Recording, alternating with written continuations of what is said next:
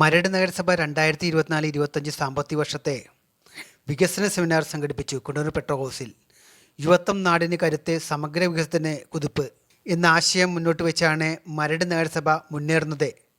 വികസന seminar Tripunithura MLA Shri K Babu അവർ ഉദ്ഘാടനം ചെയ്തു. മരട് നഗരസഭ ചെയർമാൻ ശ്രീ ആന്റണി ആശാമ്പറമ്പിൽ അധ്യക്ഷത വഹിച്ച സെമിനാറിൽ വികസനകാര്യ സ്റ്റാൻഡിംഗ് കമ്മിറ്റിയുടെ ചെയർമാൻ ശ്രീ റിയാസ് കെ മുഹമ്മദ് സ്വാഗതവും മരട് നഗരസഭ സെക്രട്ടറി ശ്രീ നസീം നന്ദിയും രേഖപ്പെടുത്തി. മരട് നഗരസഭ പ്രതിപക്ഷ നേതാവ് CR ഷാനവാസ്, ആസൂത്രണ സമിതി ഉപാധ്യക്ഷൻ PJ ജോൺസൺ, വിവിധ സ്റ്റാൻഡിംഗ് കമ്മിറ്റിയുടെ ചെയർമാൻമാർ ആശംസകൾ നേർന്നു. മരട് നഗരസഭയുടെ 24-25 വർഷത്തെ കരട് പദ്ധതി രേഖ അവസാന രൂപം ക്രോഡീകരിച്ച് ഈ വർഷത്തെ സാമ്പത്തിക വർഷത്തെ പദ്ധതിക്ക് രൂപം നൽകുമ്പോൾ മരട് നഗരസഭയുടെ വികസനത്തിനും മരട് നഗരസഭയിലെ ജനങ്ങൾക്ക് ഏറ്റവും സന്തോഷകരമായി നഗരത്തിൽ ജീവിക്കാനുമുള്ള അന്തരീക്ഷം ഉണ്ടാക്കിയെടുക്കാൻ സാധിക്കട്ടെ എന്ന് ഞാൻ ആശംസിക്കുകയാണ്.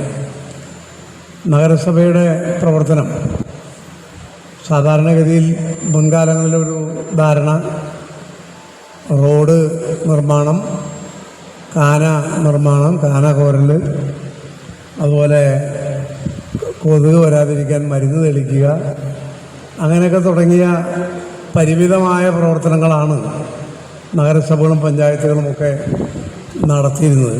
എന്നാൽ ഇന്ന് വിപുലമായ തോതിലുള്ള പ്രവർത്തനം നഗരസഭകൾക്കും പഞ്ചായത്തുകൾക്കുമൊക്കെ നടത്താനുണ്ട്.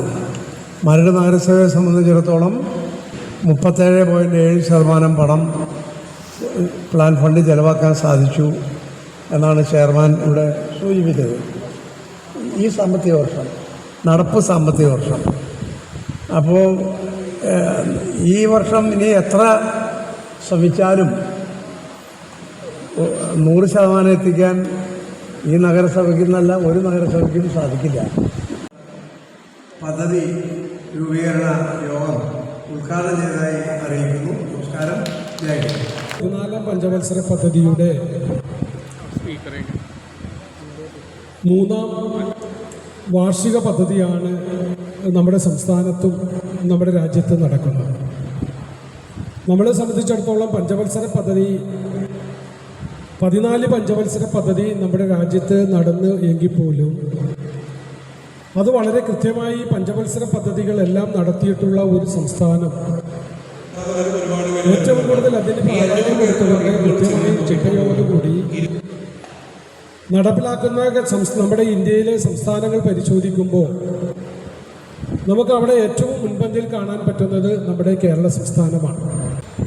2633 കോടി രൂപ മാത്രമാണ് ഇന്നലെ വരെ നമ്മുടെ സംസ്ഥാനത്ത് ചെലവഴിക്കുവാൻ സാധിച്ചിട്ടുള്ളത്. മരടിനെ സംബന്ധിച്ചിടത്തോളം ഒത്തിരിയേറെ പ്രവർത്തനങ്ങൾ മരട് നല്ല രീതിയിൽ ഈ പദ്ധതി നിർവഹണവുമായി ബന്ധപ്പെട്ട് വളരെ ആത്മാർത്ഥമായി പ്രവർത്തിച്ചത് കൊണ്ടാണ് 37ാം സ്ഥാനത്ത് സംസ്ഥാനത്തുണ്ടായിരുന്ന 37ാം സ്ഥാനത്തുണ്ടായിരുന്ന മരട് നഗരസഭ കഴിഞ്ഞതിൻ്റെ മുമ്പത്തെ വർഷം നമ്മുടെ സംസ്ഥാനത്ത് 2ാം സ്ഥാനത്തും എറണാകുളം ജില്ലയിൽ 1ാം സ്ഥാനത്തും നമുക്ക് എത്താൻ സാധിച്ചു. കഴിഞ്ഞ വർഷവും ഈ പറഞ്ഞതുപോലെ നമ്മൾ പദ്ധതികളെല്ലാം നേരത്തെ പൂർത്തീകരിച്ച് സർക്കാർ നമുക്ക് അനുവദിച്ചിട്ടുള്ള പ്ലാൻ ഫണ്ടിൽ വന്ന ഗണ്യമായ കുറവാണ് കഴിഞ്ഞ വർഷം നമുക്ക് 100% പൂർത്തീകരിക്കുവാൻ പറ്റാതെ ഇരിക്കുന്നത്. ഈ ബുക്കിന്റെ പുറകിലത്തെ കവറിൽ മരട് ഒരു മധുര നഗരമാണ്. മരട് ഒരു മധുര നഗരം എന്ന് പറയുമ്പോൾ അതിൽ ഒരു ഫ്രൂട്ട് വളർന്നു വരുന്നതോടൊപ്പം ഇത് നമ്മളുടെ നാട്ടിലുള്ള, നമ്മളുടെ വീട്ടിലുള്ള, നമ്മൾ കണ്ടെത്തുന്ന ഉപഭോക്താക്കളിൽ നിന്ന് അവരുടെ കുട്ടികളുടെ പേരിലാണ് ഇത് ടാഗ് ചെയ്യുന്നത്. അവരുടെ കുട്ടികളുടെ പേരിൽ ടാഗ് ചെയ്യുമ്പോൾ ആ കുട്ടികൾക്ക് അതിൻ്റെ സർട്ടിഫിക്കറ്റ്സ്, കാര്യങ്ങൾ, കമ്മ്യൂണിക്കേഷൻസ് വരുമ്പോൾ ഈ കുട്ടികൾ വളരുന്നതിനോടൊപ്പം ഈ മരങ്ങളും വളരുകയാണ്, ഒരു സംസ്കാരം വളരുകയാണ്. ഇതിൽ നമുക്ക് പൊക്കാഷി ബക്കറ്റ് പോലെയുള്ള കാര്യങ്ങൾ ഈ പദ്ധതിയിൽ ഉൾപ്പെടുന്നവർക്ക് കൊടുക്കാൻ സാധിച്ച് അത് കുട്ടികളെ കൊണ്ട് വേസ്റ്റ് മാനേജ്മെന്റിന്റെ ബാലപാഠങ്ങൾ പഠിപ്പിച്ച് അതിൽ നിന്നുണ്ടാകുന്ന വളം ഈ ചെടികളിൽ ഇട്ട് അത് വളർത്തി വലുതാക്കി നമുക്കിതിൽ കൃഷിഭവന്റെ സഹായത്തോടു കൂടി നമുക്ക് തൊഴിലുറപ്പുകാരെ ട്രെയിനിങ് കൊടുത്ത് ഈ ചെടി നടുന്നതിന് കുട്ടികളെ സഹായിക്കുകയും തുടങ്ങി ഈ മലരുടെ ഒരു മധുര നഗരമായി ഒരു 6 വർഷത്തിന് ശേഷം ഏകദേശം ഈ 2500ഓളം ചെടികൾ നട്ടു കഴിഞ്ഞാൽ ഒരു 12,000-ഓളം ചെടികൾ വളർന്ന് വലുതായി വരുന്നതിനോടൊപ്പം ഒരു വ്യത്യസ്തമായ ഒരു പുതിയ ഒരു സംസ്കാരവും കൂടി മരടിൽ നമുക്ക് വളർത്തിയെടുക്കാൻ സാധിക്കും. സംസ്ഥാന ഗവൺമെൻറ് നിശ്ചയിക്കപ്പെട്ടിട്ടുള്ള പദ്ധതി വിഹിതം ലഭിക്കാതെ വന്നതിനെ തുടർന്ന് ഉണ്ടായ ചില കാര്യങ്ങൾ ഇവിടെ പരാമർശിക്കപ്പെടുകയുണ്ടായി. അങ്ങനെ പദ്ധതി വിഹിതം നമുക്ക് ലഭിക്കാതെ വന്നു എന്ന് പറയുമ്പോൾ എന്തുകൊണ്ടാണ് ഇങ്ങനെ ഒരു സ്ഥിതി മരട് ഉൾപ്പെടെയുള്ള തദ്ദേശ സ്വയംഭരണ സ്ഥാപനങ്ങൾക്ക് നേരിടേണ്ടി വന്നത് എന്ന കാര്യം കൂടി ചർച്ച ചെയ്ത് പോകുന്നതായിരുന്നു കുറച്ചുകൂടി ഉചിതമെന്നാണ് എനിക്ക് ഈ സന്ദർഭത്തിൽ പറയുവാനുള്ളത്. ഇതിൻ്റെ തെറ്റായ സമീപനങ്ങൾ മൂലം കേരളത്തിൽ ലഭിക്കേണ്ട നിരവധിയായ ഫണ്ടുകൾ ഒരു ദാക്ഷിണ്യവുമില്ലാതെ വെട്ടിച്ചുരുക്കുന്നതിനെക്കുറിച്ച് ആ വെട്ടിച്ചുരുക്കലിൻ്റെ ഭാഗമായിട്ടാണ് ഇങ്ങനെ പദ്ധതി വിഹിതത്തിൽ കുറവ് വന്നത് എന്ന് പറയാൻ എനിക്ക് മുൻപ് സംസാരിച്ച ആളുകൾ ശ്രദ്ധിച്ചില്ല എന്നത് ഇവിടെ പ്രത്യേകം പരാമർശിക്കപ്പെടേണ്ടതുണ്ട്. കേരളത്തിന് മാത്രമല്ല, ഇന്ത്യ ഗവൺമെൻറ്റിൻ്റെ സമീപനങ്ങൾക്കെതിരെ നിലപാട് സ്വീകരിക്കുന്ന എല്ലാ ഗവൺമെൻറ്റുകൾക്കും അത്തരം ഫണ്ടുകൾ വെട്ടിച്ചുരുക്കുകയാണ്. എന്നാൽ ഇവിടെ അത്തരം കാര്യങ്ങളെല്ലാം ബോധപൂർവ്വം മറച്ചുവെച്ചുകൊണ്ട് പദ്ധതി വിഹിതത്തിൽ വന്നിട്ടുള്ള കുറവാണ് ഇങ്ങനെ മരട് നഗരസഭയ്ക്കുണ്ടായിട്ടുള്ള ദുര്യോഗത്തിന് കാരണം എന്ന് മാത്രം പറഞ്ഞു പോകുന്ന ആ രീതിയോടുള്ള വിയോജിപ്പ് ഈ സന്ദർഭത്തിൽ രേഖപ്പെടുത്താതിരിക്കാൻ കഴിയില്ല എന്ന് കൂടി ഞാൻ പറയുകയാണ്. അയനിത്തോടെ സംബന്ധിച്ചും വെള്ളക്കെട്ടിനെ സംബന്ധിച്ചുമൊക്കെ പറയുമ്പോൾ ഈ 10-11 വാർഡുകളിലെ വെള്ളക്കെട്ടുകൾ പരിഹരിക്കുന്നതിന് ആ വെള്ളം ഒഴുകിപ്പോകേണ്ട നാഷണൽ ഹൈവേയിൽ ചേർന്നിട്ടുള്ള കരിങ്കിപ്പോഴും ആ പഴയ അവസ്ഥയിൽ തന്നെ നിൽക്കുകയാണ്. ഇപ്പോൾ നിങ്ങൾക്ക് അവിടെ ചെന്ന് നോക്കിയാൽ കാണാൻ കഴിയും, നിരവധിയായ കേബിളുകൾ കൊണ്ട് അല്ലെങ്കിൽ ആ കേബിളിൽ ചുറ്റിപ്പിണഞ്ഞ് കിടക്കുന്ന പ്ലാസ്റ്റിക് മാലിന്യങ്ങൾ കൊണ്ട് ആ നീരൊഴുക്ക് ഇപ്പോഴും നാം ആഗ്രഹിക്കുന്ന പോലെ നടക്കുന്നുണ്ടോ എന്നുള്ള കാര്യം പരിശോധിക്കപ്പെടേണ്ടതാണ്. അത് ശരിയല്ല. അപ്പോൾ ആ നിലയിൽ ആ സർവീസ് റോഡ് ചേർന്നുള്ള 2 കലുങ്കുകളും ഉയർത്തിപ്പെടുന്നാൽ മാത്രമേ നമുക്ക് അയനിത്തോട് ഉൾപ്പെടെയുള്ള പ്രദേശങ്ങളുടെ വെള്ളക്കെട്ട് പരിഹരിക്കുന്നതിന് കഴിയുമെന്ന കാര്യം കൂടി നാം ശ്രദ്ധിക്കേണ്ടതുണ്ട്. നമ്മുടെ അന്തിമ പദ്ധതി രേഖ ഏറ്റവും മെച്ചപ്പെടുന്ന നിലയിൽ സമ്പുഷ്ടമാക്കുന്നതിന് നമ്മുടെ വികസന നിർമ്മാണ മേഖലകളിൽ ഇടപെടുന്നതിന് നിങ്ങൾ ഓരോരുത്തരുടെയും വിലയേറിയ അഭിപ്രായങ്ങളും നിർദ്ദേശങ്ങളും ഒക്കെ ഉപകരിക്കട്ടെ എന്ന് ആത്മാർത്ഥമായി ആശംസിച്ചുകൊണ്ട് ഈ പരിപാടിക്ക് എല്ലാവിധ ആശംസകളും നേർന്നുകൊണ്ട് എൻ്റെ വാക്കുകൾ ചുരുക്കുന്നു. നന്ദി, നമസ്കാരം. പദ്ധതി നടപ്പിലാക്കുന്നതിൻ്റെ ഭാഗമായിട്ട് രൂപം കൊടുത്തിട്ടുള്ള വികസന സമിതികളാണെന്ന് ഇവിടെ നടപ്പിലാകുന്നത്.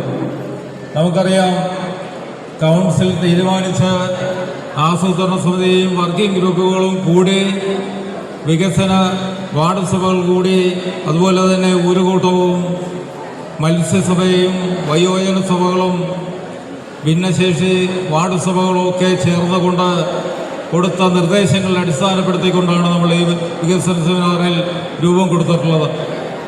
അത് സമയബന്ധിതമായി നമുക്ക് ഇനിയും അന്തിമോദരയാക്കണമെങ്കിൽ ആസൂത്രണ സമിതി കൂടി കൗൺസിൽ അംഗീകരിച്ച് ആ പദ്ധതികളിലേക്ക് കടന്നാൽ മാത്രമേ നമുക്ക് ഇത് ജില്ലാ കൗൺസിൽ വികസന സമിതിയിൽ നമുക്ക് സമർപ്പിക്കുവാൻ കഴിയുള്ളൂ.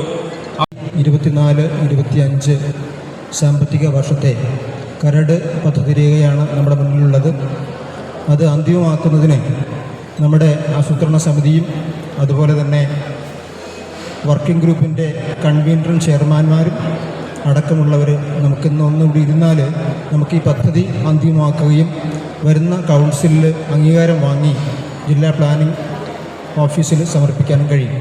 അപ്പോൾ നമുക്ക് കൗൺസിൽ വിളിക്കേണ്ടതുണ്ട്. അതിന് മുമ്പ് തന്നെ ഈ പദ്ധതി അന്തിമമാക്കാനുണ്ട്. അപ്പോൾ അതുകൊണ്ട് ആസൂത്രണ സമിതി അധ്യക്ഷന്മാരും അതുപോലെ തന്നെ നമ്മുടെ വർക്കിംഗ് ഗ്രൂപ്പിൻ്റെ ചെയർമാന്മാരും കൺവീനർമാരും കൂടി ഒന്ന് ഇവിടെ ഇരുന്ന ഒരു മണിക്കൂർ സമയം ഇരുന്ന് കഴിഞ്ഞാൽ നമുക്ക് അന്തിമമാക്കാൻ പറ്റും.